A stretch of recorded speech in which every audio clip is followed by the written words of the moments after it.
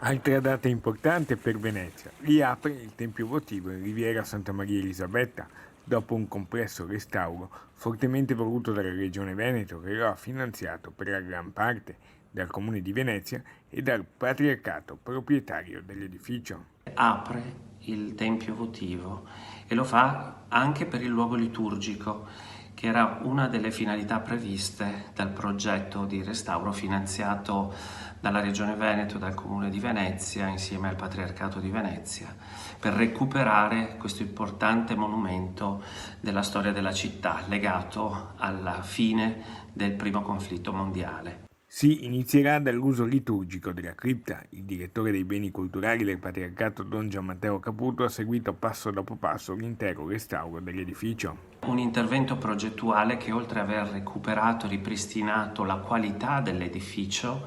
ha anche in qualche modo voluto essere valorizzato da un intervento agli impianti e all'acustica e anche e soprattutto a quella attenzione ai colori liturgici che avrete modo di apprezzare nel corso dell'anno. Il patriarca Moraglia, con il sindaco Brugnaro e il prefetto Zapparotto, avevano lo scorso ottobre